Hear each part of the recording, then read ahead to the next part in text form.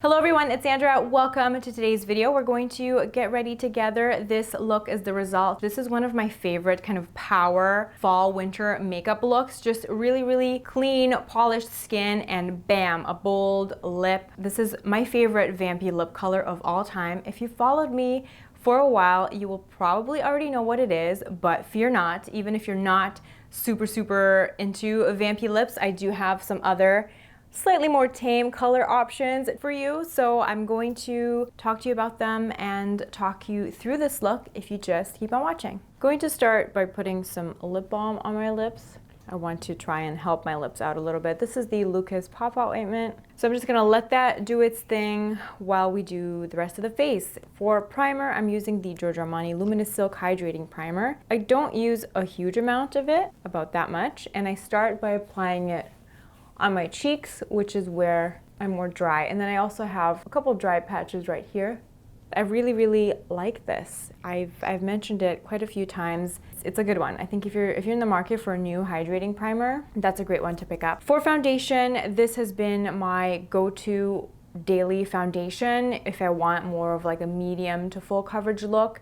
As you can see, I do have some post acne hyperpigmentation, so I am welcoming a little bit more of a fuller coverage, and I'm also trying to use this up. So I use the shade BD35, and this foundation works really well mixed in with something. If you want to share it out, you can either mix it with a bit of moisturizer or lotion or more of a luminous product. I like to mix this with the Burberry Fresh Glow. That's another really pretty combination, but today I'm just going to use it straight up. I will do a couple of pumps on the back of my hand first, and then spread it with my fingers. I used to use this just straight up on a beauty blender, but I found that when I was using it that way, I was just applying a lot more than I needed. This method, I've kind of been into it since I've been watching a lot of makeup tutorials of Andreea online, and she always spreads the foundation first with her fingers, and then she buffs the foundation out with a brush.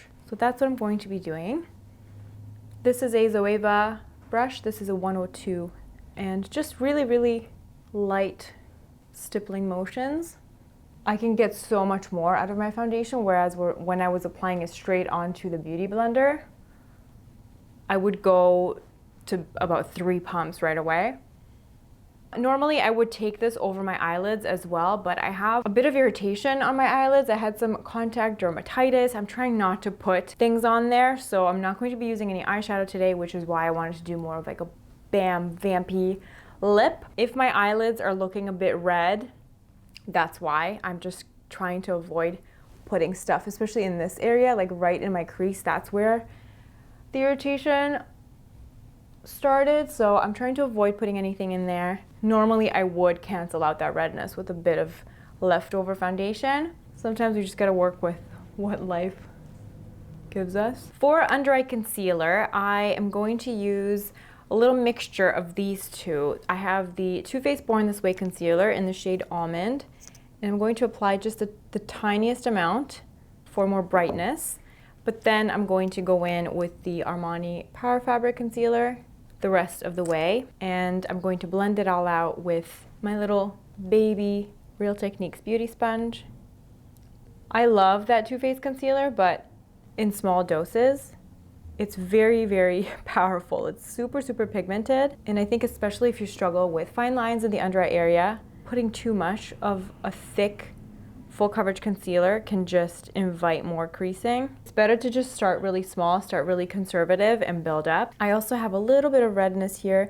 I keep saying I'm going to try IPL for these broken capillaries, but I have not gotten around to it. I'm going to add a little bit of the Laura Mercier Secret Camouflage Concealer just on those couple of spots where you can still see my hyperpigmentation peeking through.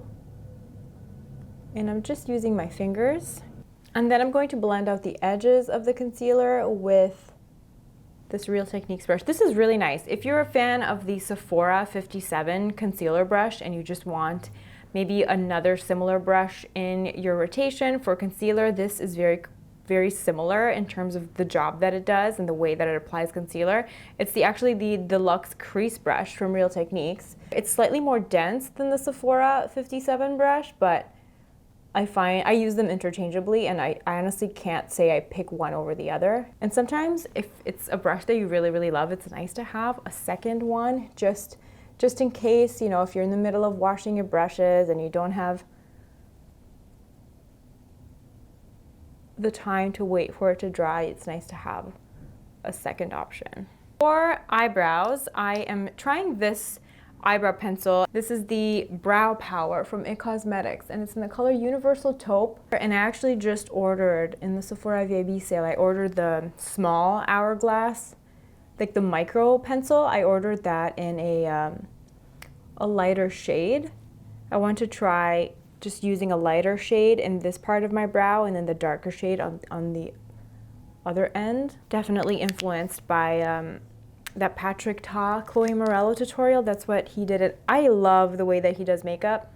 I'm not interested in trying his makeup brand because I am in over my head with makeup product saturation, but I love the way that he does makeup. Actually, this color is really nice. Using a bit of By Terry setting powder because I will be using a powder bronzer this time. It's nice to switch it up every now and then, and I find that really helps kind of curb the appetite of wanting to buy something new if you kind of just rediscover something you haven't used in a while. For my under eyes, I'm going to set with just a little bit of the Becca under eye setting powder. So I'm going to use this Lilah B Bronzer. I've had this for so long. Texture is really, really soft, and I'm going to try and just mix it in with a bit of the Kevyn Aucoin sculpting powder to kind of get something more neutral. So hopefully it works. I'm going to just use this Wayne Goss, what is this? It's a number 12 brush, and I'm going to dip it into both of the products, top off the excess, and then just ever so gently go in. Oh yeah, I like this. See, sometimes you just gotta mix and match and make things work for you. I'm actually really happy with this concoction. Not sure why I did not think of it before. For blush, this is a cheek product by Lilah B that I really, really like, and it's the Lip and Cheek Tint in the color Be Lovely, and it is such a pretty color. It looks really dramatic in the pan, but when you actually blend it out on the skin, and I featured this on my Instagram in my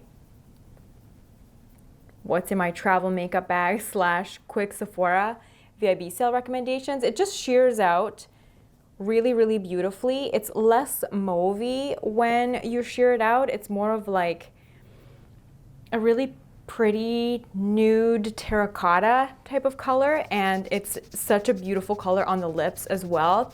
The texture is not as emollient as the Bobbi Brown Pot Rouge, and it dries to like almost like a satin finish both on the lips and on the cheeks, which I think is a great characteristic if you're somebody with more oily combination skin and you don't like things to stay tacky on the skin. I hate trying cream products that don't set. Don't like that feeling of sticky, tacky, dewy textures on my cheeks. I like things to look really dewy and fresh, but I don't like them to be sticky to the touch. So this doesn't do that. It sets really, really beautifully. And I'm just going to use this Real Techniques cheek brush. What's this called? I love Real Techniques brushes, but I never remember the names. This is the Multitask cheek brush.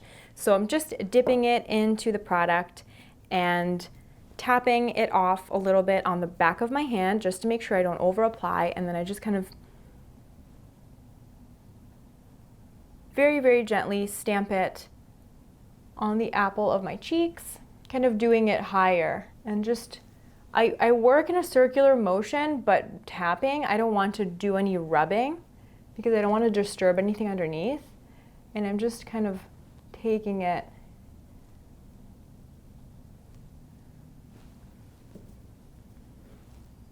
all up here. This really brings out the natural redness of my eyelids. So, you know, step one of getting this look. get inflamed eyelids. Step 2, match the color with a cream blush. I'm actually really happy with this. It's looking really nice. I'm going to wipe off any excess lip balm I have with this Q-tip, and hopefully this will also help get rid of any dry skin on my lips. My Old Faithful Burberry Oxblood. This is a liquid lipstick. I just love this color. They do make this in a lipstick, but I just think that with the liquid lipstick velvet formula, you get the most intense result, and it's super, super comfortable. I really dislike most liquid lipsticks. This made the cut because it's really, really comfortable and it doesn't dry my lips out. So I'm just getting a rough outline first, and then I go in with a lip liner. This is a Bite Beauty lip liner in the shade 44.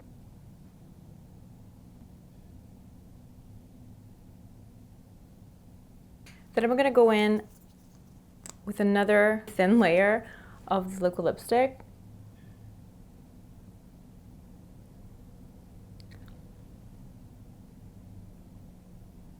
I really like this trick.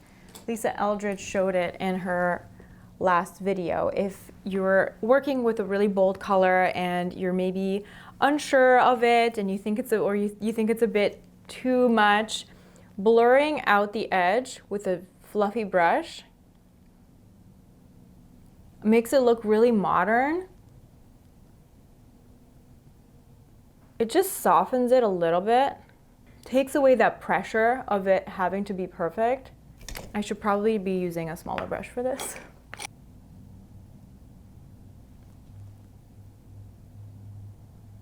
Since I can't do eyeshadow, I'm going to do some lashes. I think that that might be a nice way to balance things out and do something on the eye. I'm gonna do mascara first, and then I'm gonna plop on some lashes. For mascara, I've really been enjoying the CoverGirl Exhibitionist. This is just the regular Exhibitionist. I know they came out with a new one recently, which is supposed to be more dramatic, but I haven't tried that. I really like this one though. It's very, very similar to L'Oreal Voluminous Lash Paradise, but so far the tube has lasted me longer. For lashes, I'm using Ardell Demi Wispies, which I trimmed very generously, so it's maybe about 3/4 of the size. And I have not applied false lashes in a minute and a half, so bear with me, please. This might be very, very tragic.